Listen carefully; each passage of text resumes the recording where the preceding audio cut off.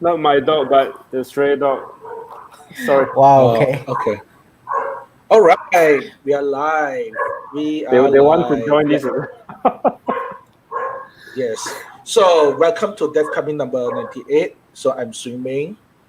And I am And we Tristan. have. So, where's I'm Chiliang? One may Heislyc. ask. Yes, Heislyc is our guest. But where's Chiliang? You may ask. He's actually on vacation. Next week is my turn. It's not planned, by the way. It's just, I mean, I planned for my vacation, but I may or may not join in online just because. But we have our guest, Heislyc of Dev Asia Startup Mama. He also do many things in the entrepreneur scene in Malaysia. So, but before we go on, the usual thing, let's talk about events. What we have next week. So, this week we still have next Big Tech Asia. This is a MDEC event. It already happened throughout the week. Until next week. Then until Tuesday. Do we have something on Friday? We have nothing on Friday and Saturday. Interesting. That's new to me, to be honest. Then so the this app, I don't know what happened. I think the long story. Let's not go there. Going Cloud Native event. This is actually again is a continuation of the student ambassador event. You can look at devkami.com/meetups to actually get the event if you're interested. This is happening on September 11th, a Friday. Swimek, did you go there? The first one? No, I did not go there because I've been lazy. But actually, the most important one is we don't usually talk about event that soon, but on September, that far ahead. But this is a bit different because it's PyCon APEC 2020. This is happening on Saturday. September 12th. Ticket is still available, and we have a lot of interesting panel speaker. Please do join. Yeah. And Please do join. Guido is confirmed, right? He's actually going to be there. Yeah, correct. Guido is confirmed. Everybody already announced. So, and also we have a few of the author of some good Python book. We have representative from the Philippines, Hong Kong, Japan, etc., to actually give talk and be part of the panel in the conference. And this is happening for 2 weeks, starting on September 12th, Saturday. And yours truly actually will have a panel for the week after. We'll do an announcement on Yeah, I have an important question about this PyCon because this is online, right? So is there going to be swag? I do not believe this is the case. I strongly do not believe this is the case. Logistic problem, but here's the thing. We are not part of the. I'm not part of the organizer anymore, so there's that. So you wouldn't know. So we'll have to ask. Yes, I wouldn't know. Because there is going to be like sponsorships, right? I'm guessing, like maybe GitHub usually sponsors these things. AWS. No, I do not believe they sponsor other than. I do not announce any. I did not read any announcement or sponsor, but they do have. That's interesting. At spot. Yeah, so I need to. I do not know what happening. But a big disclaimer: I do not know what happening actually. I'm not part of the community anymore. Let's talk about news. CIMB clicks outage. 3 days. This is actually horrible for IT operation. Was this planned or unplanned? I do not believe this is planned. If it's planned, there will be people that actually notice the announcement and tell everybody about it. I do not think this is planned. And CIMB are not known to have long crashes. I thought so. Apparently, it recovered and now it crashed again. And let's move on because it's nothing not much we can do with it. Well, it's also, well, the good news here is that it's just online. I got my transfers from CIMB like a few hours ago, so it's now solved. But having it's the turnover of the month, right? So that's where usually where you're like, my rent was due the first of the month. If I was using CIMB, that would have been horrible. Things need to be paid. It's not good. But usually when you do in banking system, the banking backend is dead reliable. It's okay. Crash do happen, but banking operations still go on. But very likely they won't do it manual anymore, because Mm-hmm. those mainframe system or Windows server system or Unix system, etc. Those things are dead reliable. Mm-hmm. Even the crash, they will figure out how to make sure it works properly. So even though bank is I would call it is a little ecosystem of servers feeding information to each other, but the core banking system are really that core system that they are that reliable most of the time. Mm-hmm. So even your website crash, you still can transfer money and pay your rent. So Mm-hmm. let's move on. GitHub Container Registry. Can you explain that? Well, I'm this old is when it comes to on. infrastructure. Yeah, this is on. This is following the recent news of Docker that will be limiting their free container registries. So if you're on the free plan in Right. Docker, then you like if you have an image in Docker Hub, then if 6 months your image is not pulled from or you don't update the image, then it's going to be removed, right? And Okay. if yeah, of course, if you're on a paid plan, then it's unlimited. You can park as many images as you want. And if you're an anonymous user of Docker, then if you pull images, per IP address, I think it's 100 pulls of an image every Mhm. 6 hours. And if you're logged in, it's like double that amount. So it's like 200 per 6 hours. And I guess this is a cost cutting measure for Docker, Mhm. which is like understandable because Yes. um, like they it's a lot of traffic, like internet traffic being used, right? And this Correct. is quite a good, what do you call this? This is a good development here because now we have an alternative. Used to be like it's all Docker Hub Yeah. for infrastructure, and now you have like GitHub container registries. So I So don't know if actually, mhm. yeah, I don't know if GitHub was planning this and then they just announced it like immediately as soon as they heard about Docker, or that they were like this is a coincidence. But the timing is quite convenient in this case. Yeah, it is. But here's the thing about Docker. Docker is interesting because at that time when they released, they showed that it's reasonably easy. It's actually reasonably easy for us to actually uh, send thing over. Meaning, Mm-hmm. it's actually reasonably easy for us to create application and isolate it, etc. So when I first saw the demo, I'm really impressed, and even more impressed when it's open source. But here's the thing: Docker is a private company, so everybody was Mm-hmm. worrying how they're going to make money out of that. So now the worry is true because now you are open source. Everybody can do their own fork. In this case, it may not even be a fork, but now how the company going to develop and all that. So things are very interesting in the Docker scene, in the business sense. Well, they did have what's called the first to market advantage because Yeah, they are the progenitors, right? They made the thing, and correct, correct. everyone trusts Docker Hub. Basically, that's the Yes, canonical Docker container. So they have that advantage, and so most of the Docker infrastructure revolves around pinging Docker Hub. And so even with yeah, GitHub registry, the container registry, even though it's free, let's say, or like very cheaper than Docker Hub, it because of the way the tools are written, you will need to configure it to use GitHub instead.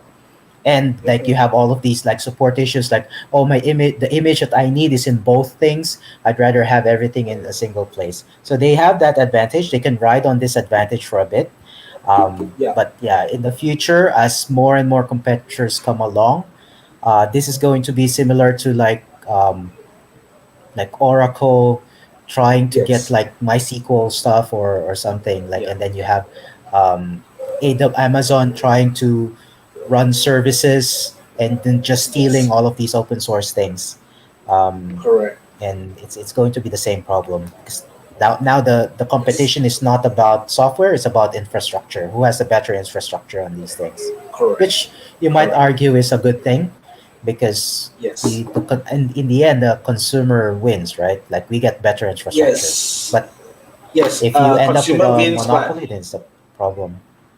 and also you also set up a incentive problem. Like if it's hard to make money, what's the incentive of releasing? Let's move on before I drag too long. Cloudflare is down for whole day plus, right? You remember? Yeah. Well, I 7 didn't plus. notice it. I didn't notice it because it's over the weekend, I believe. Yeah. But major infrastructure are down. Good thing Malaysia don't have Hulu. On a more serious sense, it's just a coincidence that the service that I use are not always so me when Cloudflare is down. So there's that. Or There's most likely, many services don't just depend on Cloudflare, and they have multiple CDNs. Correct. Like Cloudflare is just one of them. Correct. The next one that is interesting to me is NVIDIA actually released the 3000 series of GPU. Very interesting for me for a reason. This is actually the lower tier, the 3070. I would be on $249. I believe it's 200 or 300. I count like almost like 2,000 ringgit.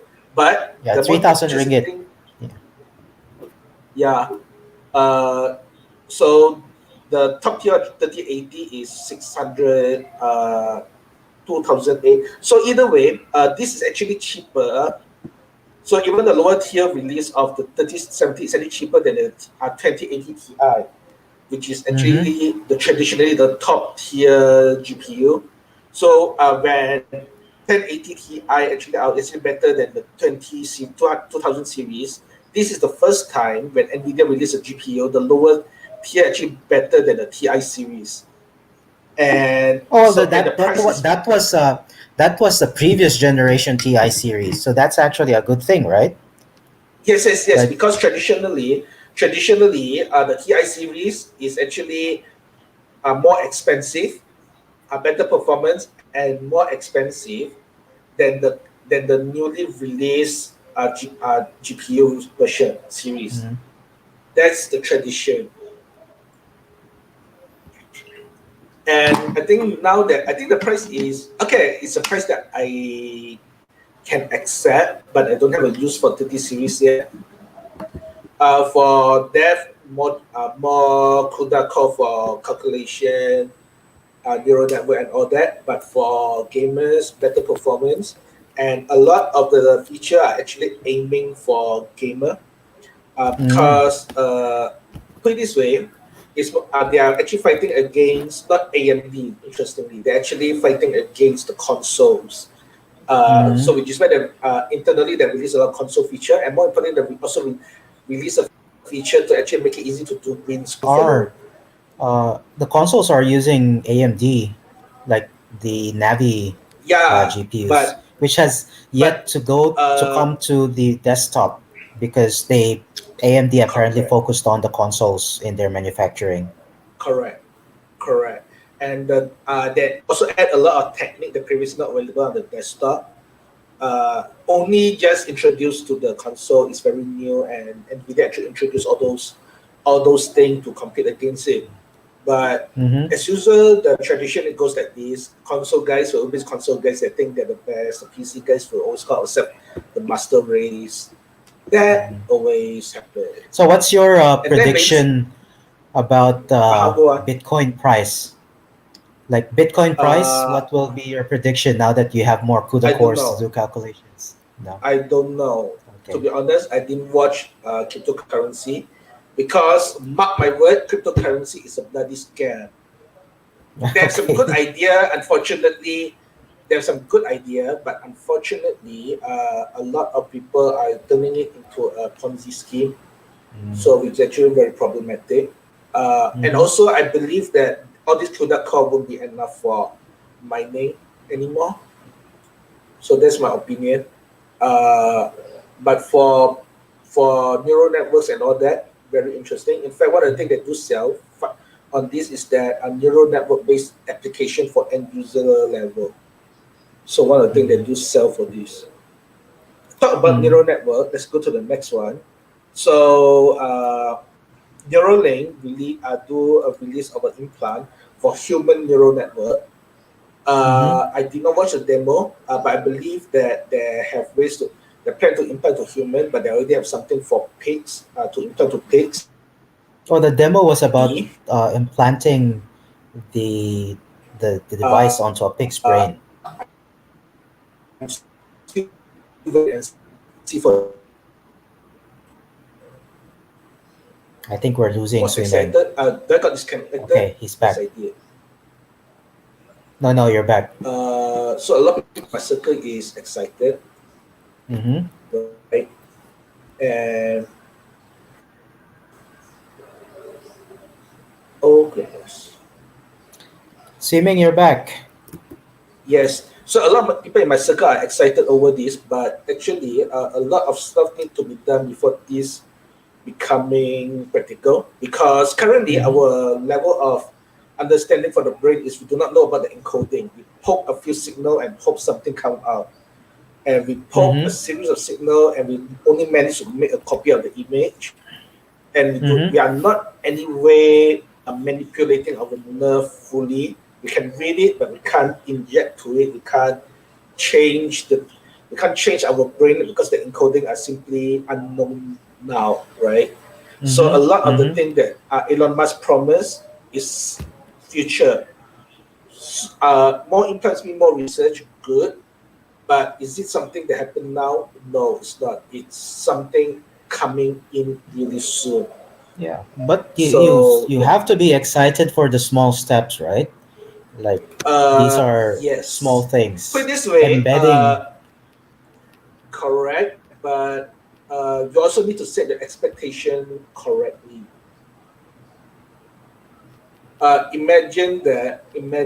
Yes, you are right in a way that so I have a very quick example. Human went to the moon. We are excited. We imagine ourselves to see space colony. But the problem is, after people land on the moon, then people forget about going to space. Space are not sexy at all. We don't say space colony and everything. If they're not careful, Neuralink will be the equivalent of the space program. Okay, it will be equivalent of space program in the 1970s. People forget about the space colony. People forget about going to Mars in the 90s. All the technology come in because people are only excited about landing to the moon, and that's only small step, and we only focus on the small step. We forget the big thing is why we go to space at all, right? Neuralink is precisely like we're going to the moon, and we totally forget about everything else about neuroscience. And that's my worry. Yes, it's good to be excited because every excitement of small thing do lead to big thing. That's why people are excited over Sputnik, Yuri Gagarin, and all that. But once we only focus on going to the moon, that's it. And currently, Neuralink, people are focusing about to having an implant but not understanding the brain encoding. And that's why I have concern. Yeah. Speaking of brains, speaking of brains, we have a guest who's very brainy and very talented. Yes. And he's muted right now, so correct. not anymore. Are you in? Yeah, he's in. Right. Yes. Okay, he's in. Is it lagging? Yeah, it is. Yeah, his video is lagging. Interesting. Your time traveling. Let me stop sharing. Okay, so as long as you can hear us, it's fine. Yes. Let's introduce yourself further. What tell us why I know we know your Heislyc and law and all that. What do you do now? What do you do now? Okay. I'm Heislyc, and thanks for having me tonight, Tristan and Swimming. Currently, I'm working on a few things. My main business is Devs Asia, which is software development, outsourcing, and consultancy. We take project requirement from client, and then we will assemble a development team for the client, and all usually I find freelancers or software studios and work together with them, and uh, I will build a project team based on the project needs, and I like this model because it provides the flexibility for us to decide who to work with on what kind of projects. So So is this some sort of like a middleman between or marketplace or something between like people who need something done and people who can do it? Is it's not that a like marketplace. Mhm. So it's more of a middleman where Yeah. we provide the uh, handpicked talent Mm-hmm. based on the project needs, and will still be the project manager for the Mm-hmm. client. So that gives a lot of value to client in the sense that they only need to deal with us, the project manager, Mm-hmm. uh, and although the talents are also transparent to them, but uh, usually we work with client, product owners, project owner who doesn't have the experience or knowledge how to manage a tech team. Mm. Yeah. Got it. Yeah. That's Um, Devs Asia. yeah. And I've been very much involved in the startup community through Startup Mamak. It's basically a community for startups for the past 10 years. I am also running Founder Institute, which is a startup launch program. In fact, 2 days ago, we just started our 2020 cohort, and this is the first time we are doing it virtually. And because of the nature, because we run it virtually, we have seen a very diverse cohort. We have founders all the way from Cambodia, Myanmar, Philippines, Jakarta, and all other cities throughout Malaysia that is joining us this time. So there are about 20 over, more than 20 of them. Um, and it will be a 4 months coaching program for them. Before the fully online thing, they had to travel to Malaysia in order to be part of Founders Institute, or they had to be located to in Malaysia, right? We usually they have to we all have to meet in the same place. Usually Mm-hmm. run in KL, so Mm-hmm. that limits the founders that we can engage. That is Mm. mostly lives in KL. Yeah, So now that everything is fully online, it's a lot more equitable. Like people don't have to be physically in KL. That's why you're getting all of these diverse correct. people joining. Hmm. Yeah,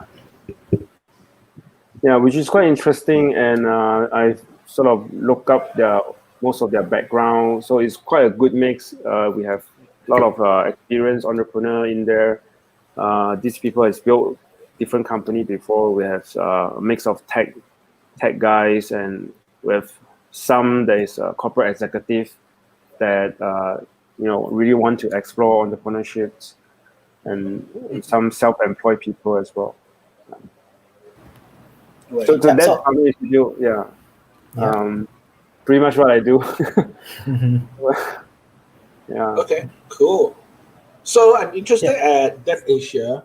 Uh, Dev Asia. What kind of organization engage you currently? They are all mostly startups. Uh, Right. startups Well, because yeah. Go yeah, ahead. that's actually quite interesting because you'd think that in the current situation there would be less like usually middlemans are there when there's um a lot of market there, right? Because not everyone knows a lot of information. Usually the middleman knows the most information in the relationship. And if you have not if you don't have a lot of business, usually like people will just contact each other because there's like an imbalance. But the fact that Devs Asia is there and thriving, like what does that say about the situation? Like it's everything is supposed to be shutting down. Hmm. Um, there's a few. So I think for generally for the demand for tech and the demand for digital tool building, or the bigger word digitalization, or even bigger word digital transformation. I hate to use this word, but demand is actually growing. I have got a lot of leads, and these are mostly startups or SME wants to do something else. So we have a fraction of them that is still willing to invest, or because, or to certain extent, out of desperation, they need to invest in something new, right? To get out of Mm-hmm. whatever they've been doing, or expanding, or creating a new business model. And there's a lot of demand for e-commerce, or uh, traditional businesses who wants to build their online uh, online channels, online presence. Mm-hmm. Uh, I also have leads. I also have active leads and proposal going do interacting with startups that got funding, that's Mm-hmm. creating something exciting. Oh, there's Uh, still startups getting funded in 2020. yes, That's that's quite interesting. Well, no, because you'd think that hearing the news, like everything has just shut down and then everything's going to hell or something, right? But apparently, business is still going through. for tech, I like I said, I still get a lot of requests. I think it's not like everything is going downhill, or not growing, or not creating new opportunities. So I think, yeah, that's a blessing for the tech industry, I would say. Mm-hmm. Um, and then what's yours? And then you talk about, okay, yeah, and I forgot your question. No, I that's okay. We'll remember yeah it later. No, because so what's your so yeah, okay, yeah, if you yeah remember I, it, I it's got fine. it, I got it. Yeah. So and why I could still make a business out of it is because Mm. it's related to our topic tonight, which is the access to tech talent.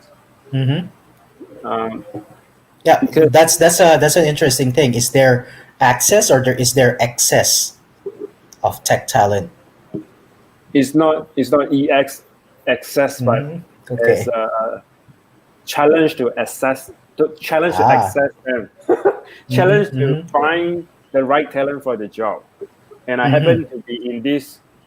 I happen to be able to make a lot more connection with all this talent, and actually all of my business are through referrals.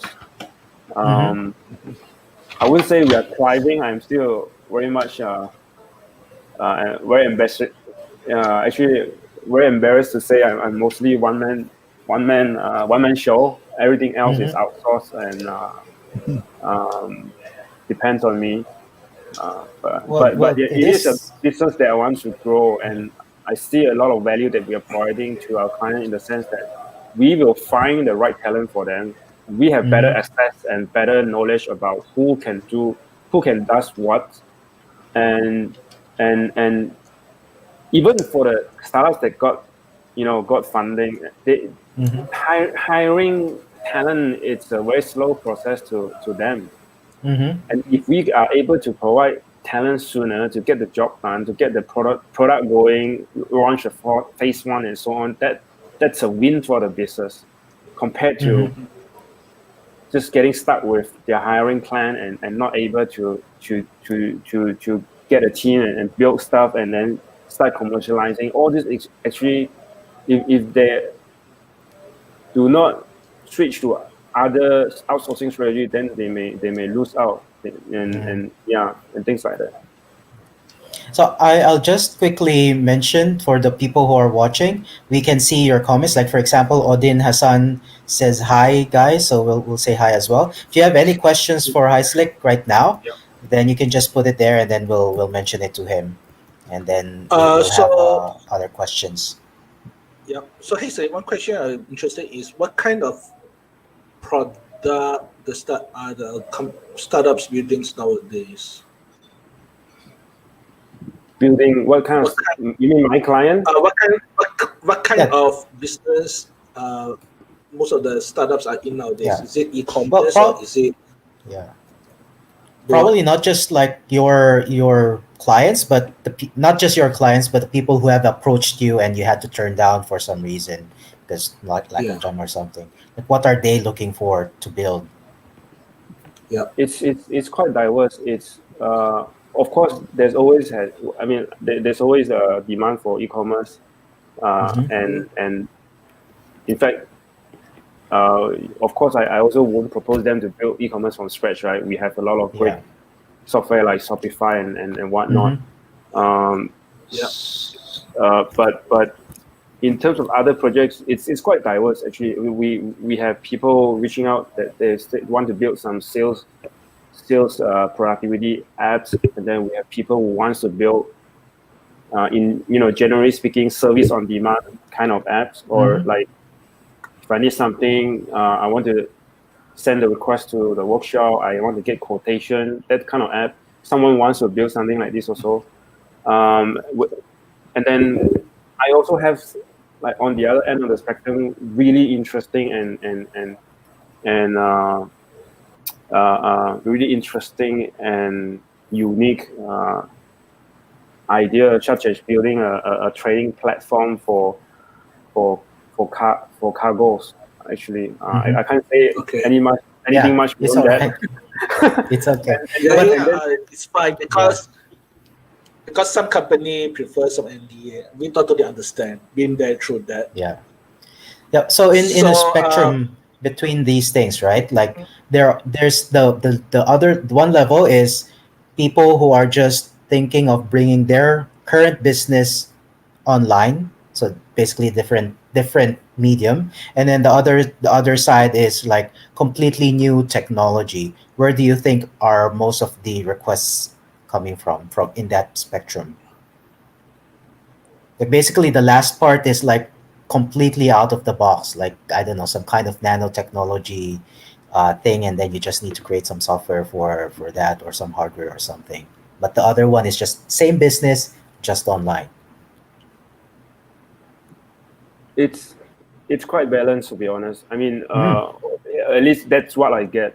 So instead of saying completely out of the box, let's treat it as a new business model, a new business model, or a business model that requires technology, right? Okay. I mean, so for example, think about a smart farming system, or I think I shouldn't. Yeah, it's all right. Yeah, you shouldn't talk about those too much, but like some kinds of ideas like automation or all of these yes data gathering, and then probably some kind of machine learning to get the best, I don't know, like find the patterns in in the data, and get like optimization. I'm sure Swimming would know more about these things. It's quite balanced. Yeah. Okay, cool. So one thing I'm curious also is with the type of project you bring in, which is a variety. Do you find it hard to actually find talent to handle this task? Would it be something like? Would it be you required to find very specialized talent for some of your work, or generally we as a software developers in general that should able to handle it? 80% of it we could handle. And but it's not like I get like really a lot of projects that I couldn't find the talent that is at a very niche area. So far, it's mostly most of the talent are attainable. Okay. Yeah, I mean, I haven't got requests like for those super deep tech, like what? Like biology, for example, like cell sequencing, gene splicing. Yeah, no, I don't think that's for me as well. I'm Okay. not. We can't be too Okay. greedy. Oh, see, Meg, sorry, I have a question for Heislyc. Like, what are the common technology stacks that the Yep. startups are requesting? I think that's an interesting question. Yep. So, like, basically, the surveying the field. Yes. PHP, Mm-hmm. .NET, Mm-hmm. JavaScript, full stack, React Mm-hmm. Native. Actually, some would knowingly request Flutter as well. Interestingly, Mm. uh, Okay, that's interesting. Like startups are getting towards the newer, like relatively unproven but newer technology. Oh, I would Yes. understand PHP and .NET. These are staples. You can find them anywhere. If your stack is like that, you don't have a problem hiring because you're just basically sifting for who has the best experience in those things. But there's not a lack of development there. But those who are risking it on Flutter, like how many Flutter developers do we actually have in Malaysia? I'm not sure. not It's enough. not it's not enough, right? It's probably not enough. Yeah. Well, they Mm-hmm. have an interesting backstory for it. They have tried native and Mm-hmm. fail, and so on. So they kind of sort of settle with Flutter with, and like they have built some experience and skill set, and other product is using Flutter, and that's why they're keen to continue with building more Flutter apps. Mm-hmm. So something like Mm-hmm. that. And Mm-hmm. so the sad part is when they try to build a native apps team and it didn't go well, short in in short, as in like the talent couldn't deliver or whatnot, then they kind of you know They blame it on the tech. not blame it. It's just their own experience and they felt Mm-hmm. fed up with the difficulty to have a reliable native app talent in house, and then they learn Mm-hmm. that Flutter provides some advantage in terms of cross-platform, and then Yeah. they settle with it.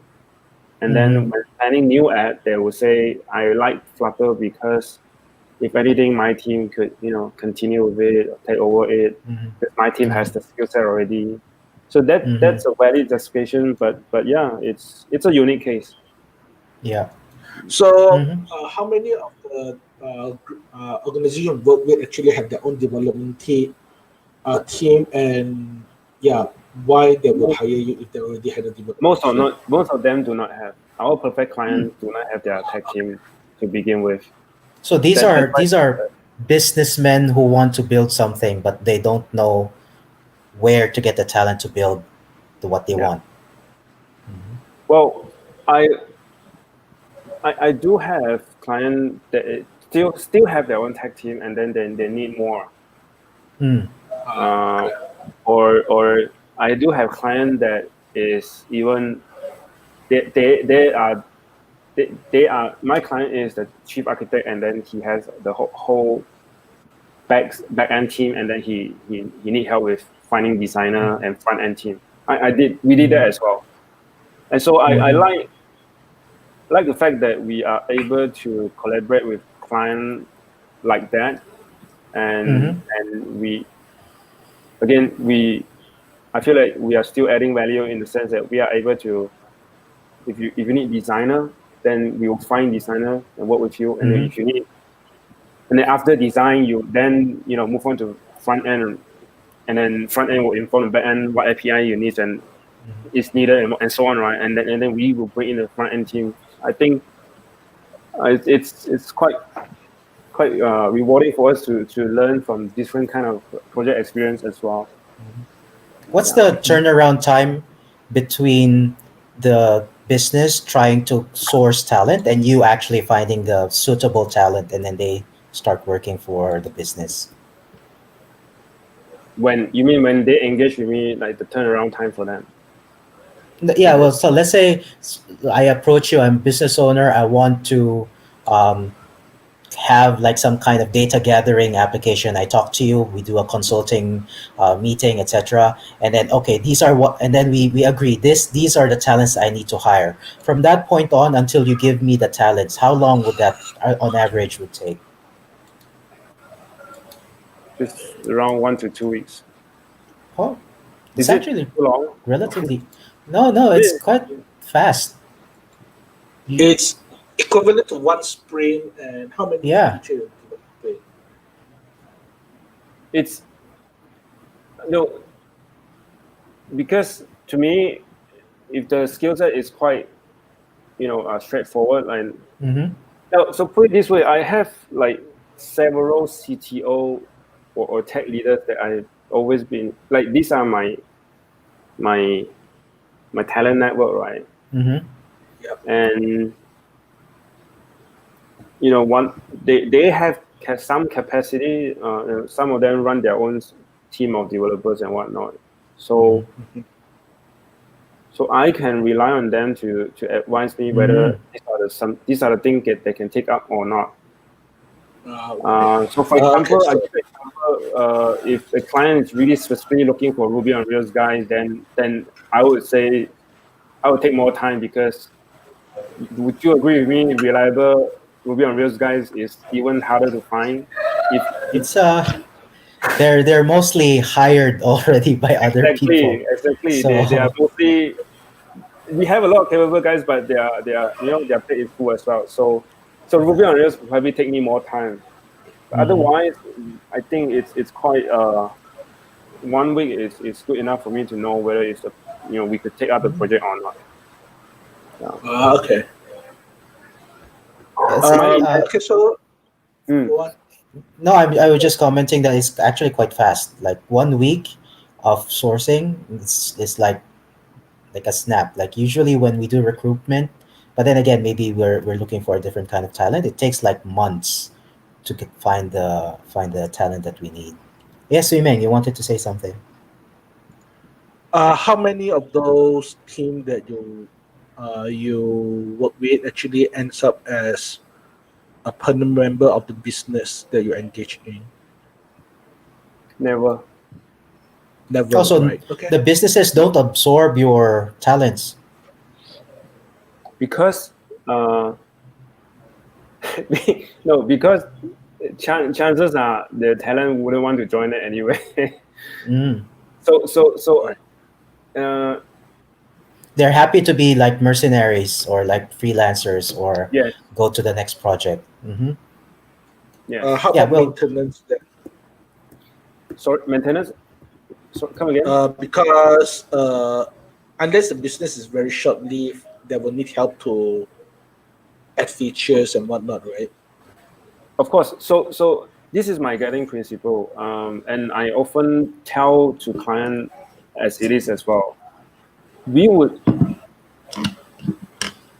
happy to support them and launch it, mm-hmm, and stay with them for about a year, for example. Yeah. And after 1 year, we are more than happy to hand over it back to them, and we would even like to help them to build their own tech team. And that's mm-hmm, what Yeah. I choose to. That's what I prefer for a few reasons.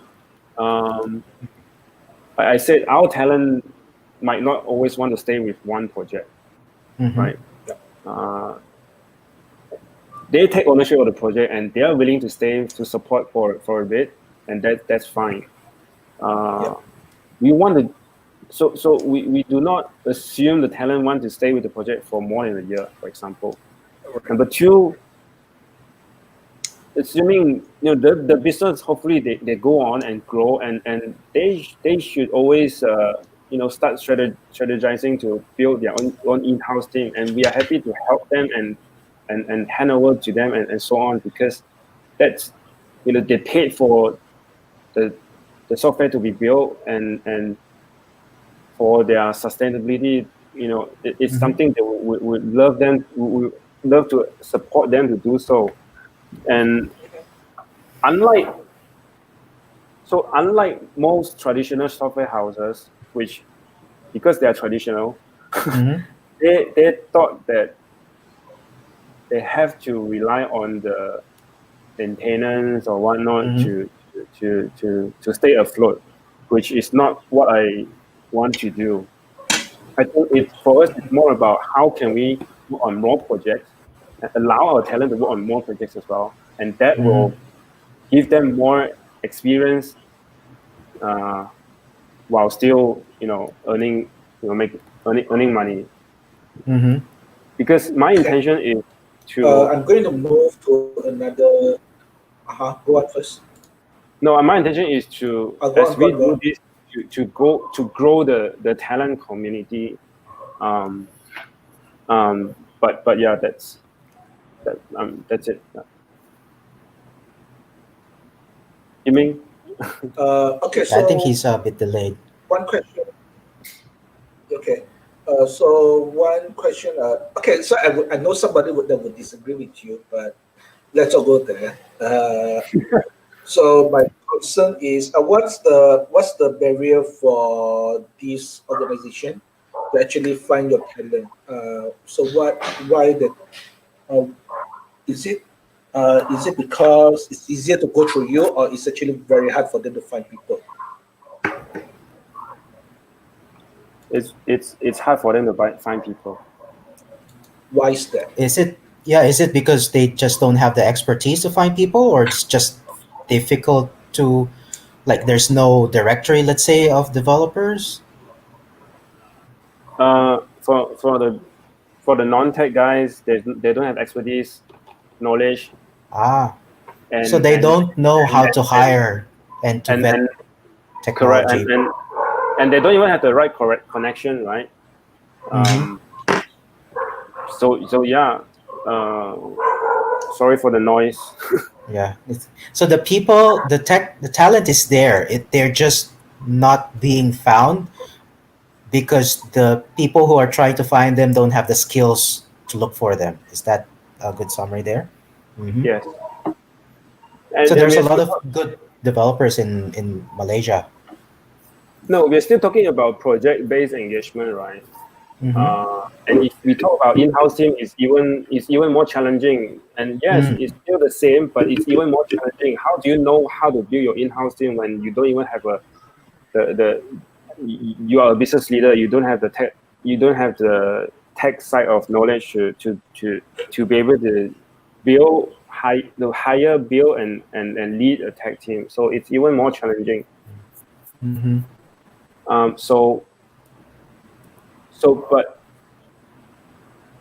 And on top of all this, so what about companies that have tech leaders, let's say? Again, it's it's very slow to hire. Why? Because the pool is very small. The good talent that's available in the market is within a very small pool, and that's what I have always believed in until someone proved me wrong. Well, there are a number of companies that are trying to train talent so that they become available, right? There's Next Academy, there's like 42 that we were talking about backstage. Will they prove you wrong? So this is a space I'm closely monitoring. I think I am really not sure how effective is a 3 months coding bootcamp, and how much of the participant could after 3 months or the 6 months could become a capable full stack developers. I'm not sure on that. And then recently we have General Assembly that joins Malaysia since last year, and then we have 42 KL that's recently launched. I'm excited for all this, but we still have a huge gap and demand for more qualified modern programmer. So for example, 42 KL, they will need 1 year to train to nurture 150 full stack software engineer. That's a number of people, 150 for a business. Wow. For a market that needs at least 15,000 more developers. I'm talking about modern programmers. So I think you guys know better than me what I'm trying to say. Yeah. So like we have a lot of developers in the market, Yeah. but we have a lot less talent. Now, how I appreciate that is this: talent is someone that has the skills that is in demand and is required by the market right now. Non-talent means they are just having some skill set and still blessed to have a paycheck month over month. We are in a tech world where the ability and motivation to upgrade themselves is paramount, but we definitely do not have enough of that. So that means a lot of programmers may carry a title of programmers.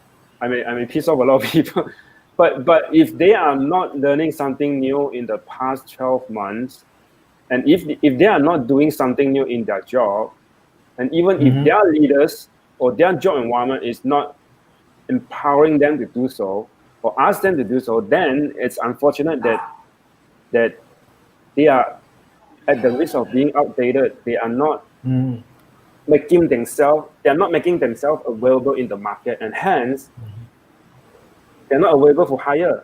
But there are more and more new companies, more and more new digital teams that is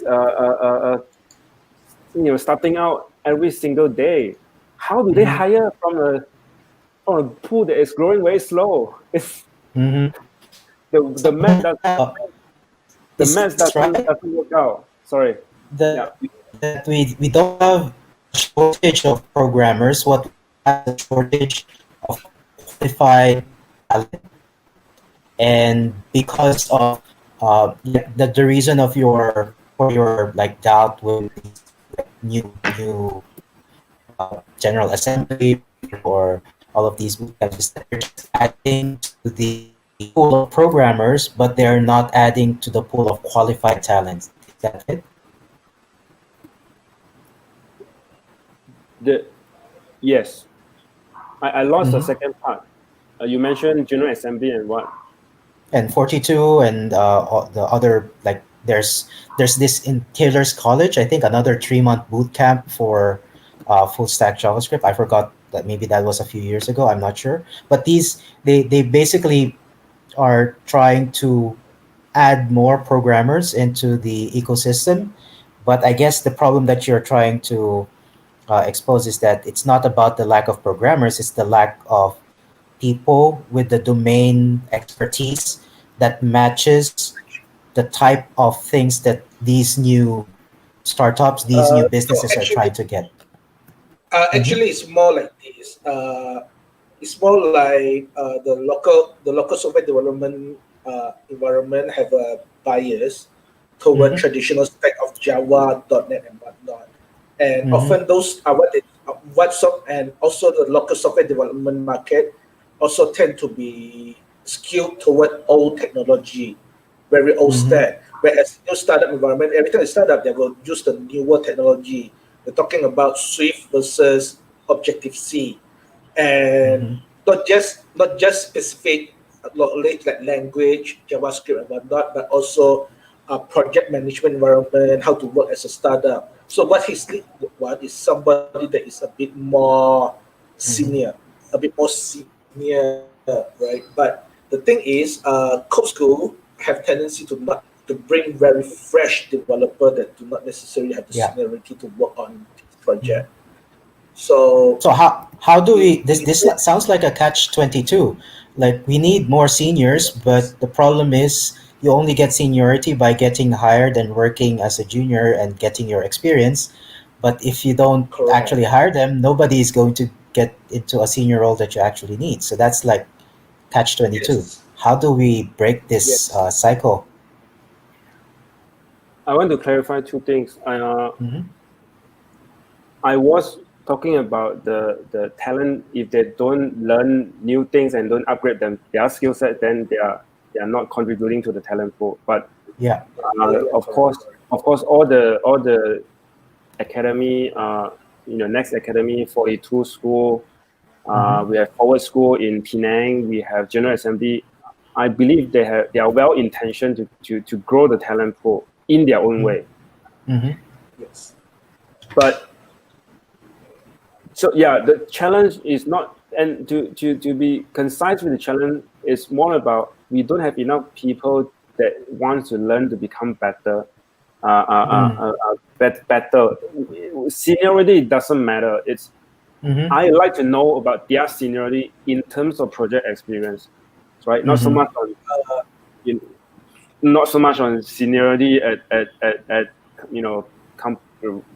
job ranking and all. So it is unfortunate when one, if they don't expose themselves to community events or community channels such as DevKami and many more, they and if at their job, even if their leaders are underexposed, then it's they do not know what they don't know. Then they are stuck there. Don't be surprised. There are so many. So that's precisely because we have so-called team lead that actually had the skill set of your fresh graduate for 10 years, which is actually ridiculous, right? Don't be surprised if seniors. Correct. Don't be surprised if there are developers still uploading files with FTP and do not know what is GitHub or never use it, right? Don't be surprised that they're forever stuck with Laravel and where is what's the root cause, do you think, of this? Is this an thing? Is this an inspiration, motivational? Is it lack of opportunity? Is it people just getting old and so they're just complacent?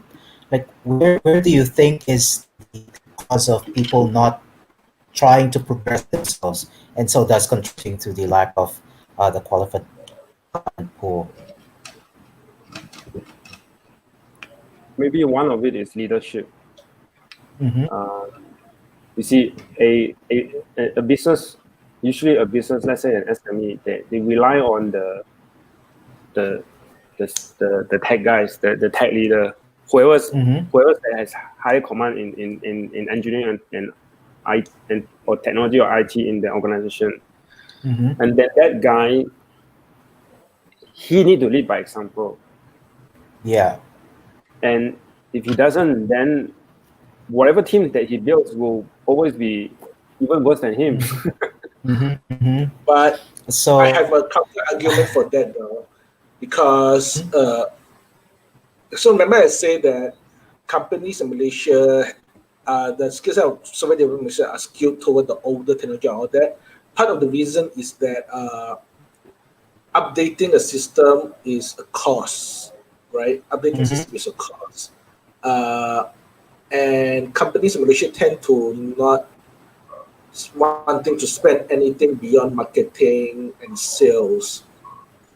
Okay, so as a result, software development, software team tend, in a very traditional organization, do not actually have incentive because one, there's no point. Two, software development tend to be there's no reason to learn, and those organizations that pays traditionally, as 10 years back, they still pay you for older skill, and they pay well. They pay because they pay by years. They don't pay by skill level. So our definition of seniority is very different than the level of seniority. Our level of seniority is whether you can guide a team or you work with different stack or build different type of system. Their seniority is years in industry. It seems that the rationale just the old generation to die off, and just because these skills will eventually be like the new startups, new businesses will be requiring these skills, like new skills that you're looking for. But that's what you're saying, that if people are complacent in what their current is, because there's just no motivation in their companies, just practically waiting for the next generation to come along. Am I the only one that hear that you are breaking up, or assuming am I breaking up? I think swimming is breaking up. Swimming just left the call. But yeah, so I guess that's the thing. So maybe it is. Oh yeah, so Firdaus just said I am breaking up a bit.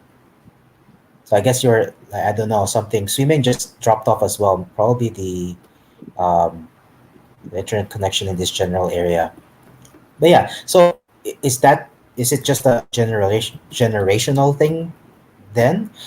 Were you just lucky that you got like these motivated individuals who are trying to work on new technologies, and so that's why you have access to them? And then now the problem is trying to get more people interested in upgrading themselves. Is that the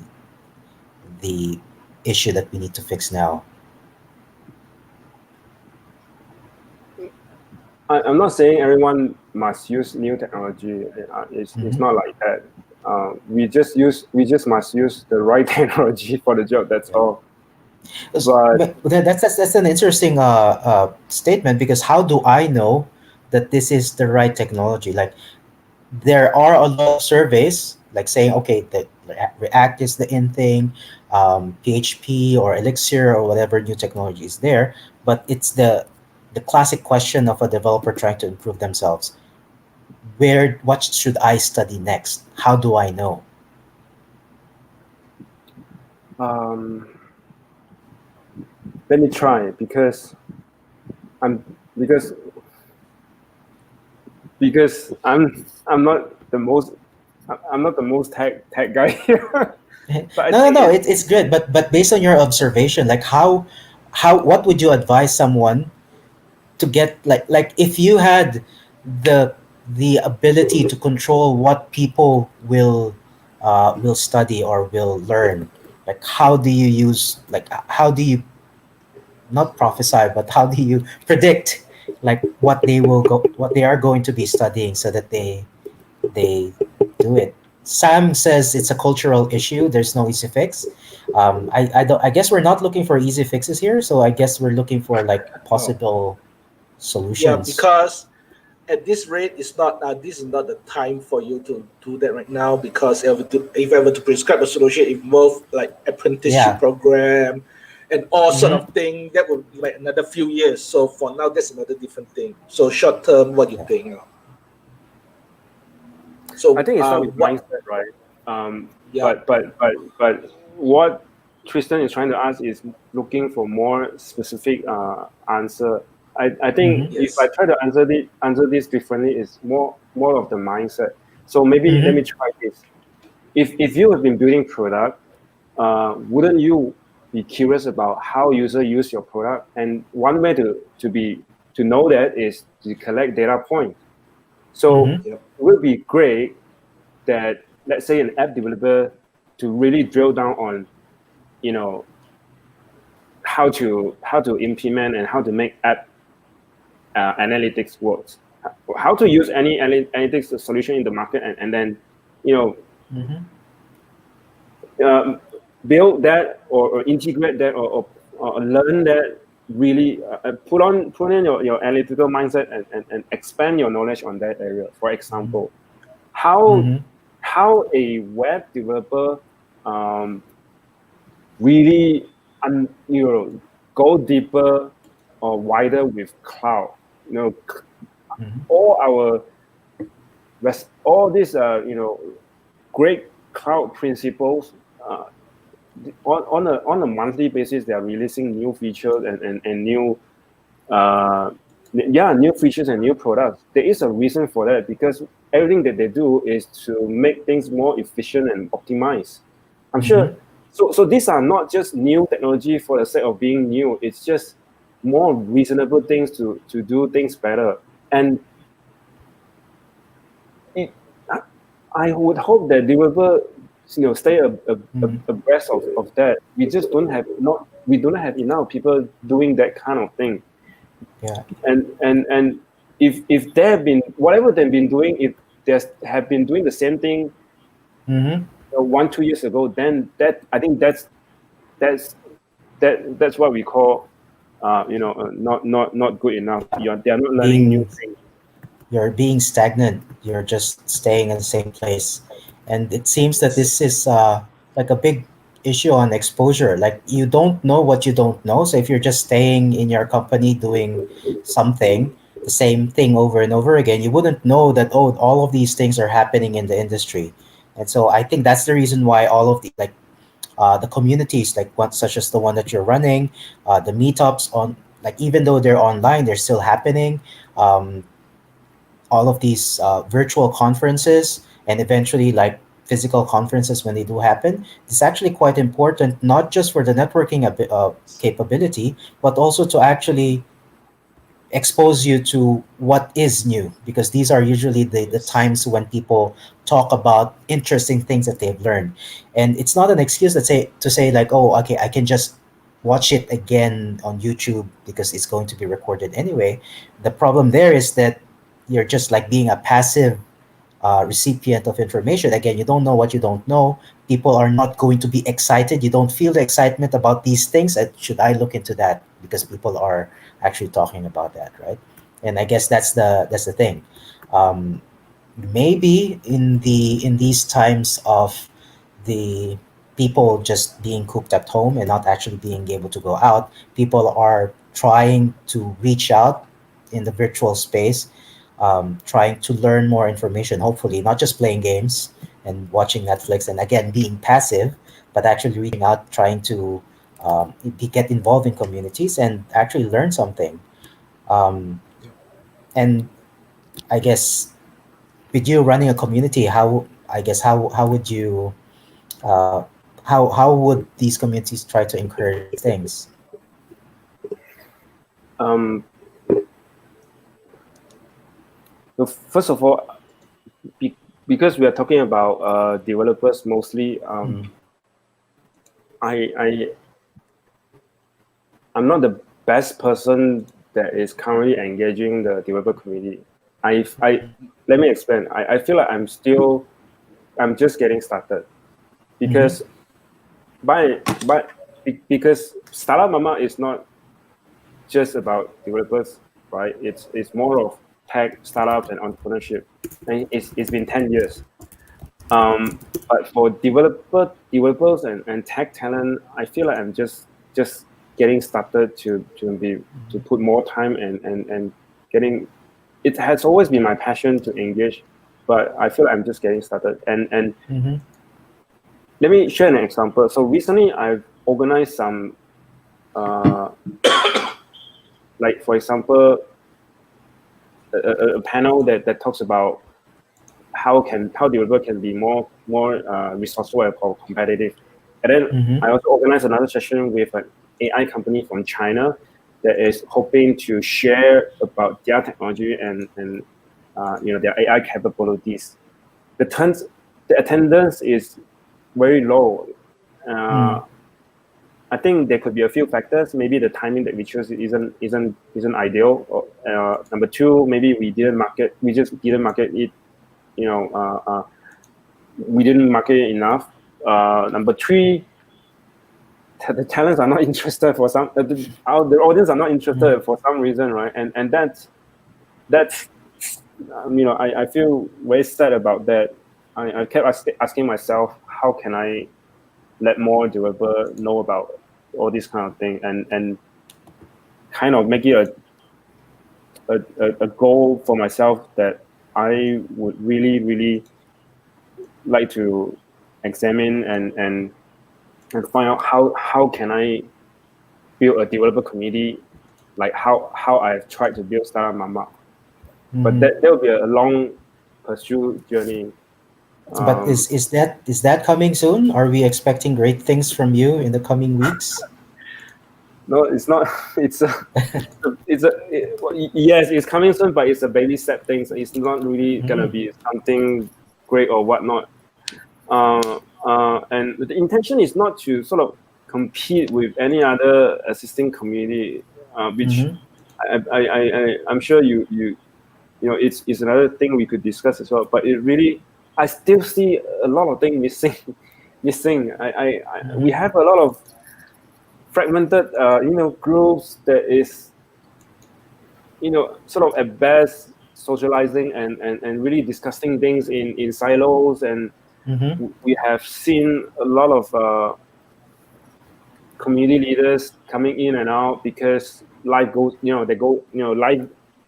life happens for them, and because it's extremely difficult to sustain a community building, right? It takes a lot out of you, and so I've been thinking, how can we do it in a more sustainable way?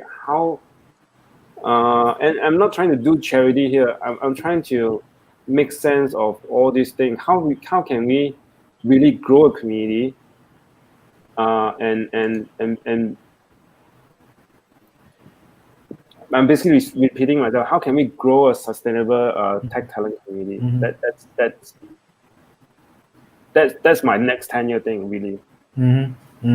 Especially since you've seen, like, you being the middleman again, you have the most information across both parties, and this is like you would like to grow more the qualified talent, as you've been saying, not just be a silent developer, programmer, and to actually the others, and I guess that is the goal. I guess we'll be starting with community. Yeah. So how do people like? I think people. You're breaking up. Sorry. Sorry. No. You are. I think. Okay. I think people can reach you. Oh. Facebook. So can we search Facebook and start Mama? Okay. So I find the community on here. Can they say, "Hey, I am a Flutter developer and can you refer me to it?" Or how does that work? Do they call you or do you call them, or how does this work? If they want to look for a developer, how do they engage? No, if someone's a developer and they want to, do they drop off like contacts with you? Like, how do they become part of your network? Oh, just of qualified talents. Just drop me a Facebook message. I will check the unread inbox as well, even if they are not friends. Yeah, Facebook. I still think Facebook is the best. I'm the generation behind. And I guess all of the communities, like I don't know, Webcam, DevKami, Startup Mama, they just post whatever there. Hey, I'm looking for this, and you're always watching all of these communities, and you will be reaching out as well, like a Hollywood producer, like scouting talents. Yes. I try my best to do that, but if they could text me, even better. But I am always. I like the way you put it. Yeah, thanks, man. Yep, Simeng. But if I can say one thing more, is that I hope we could.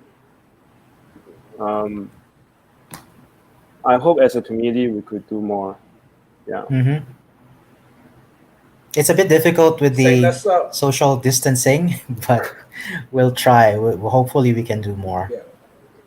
Yes.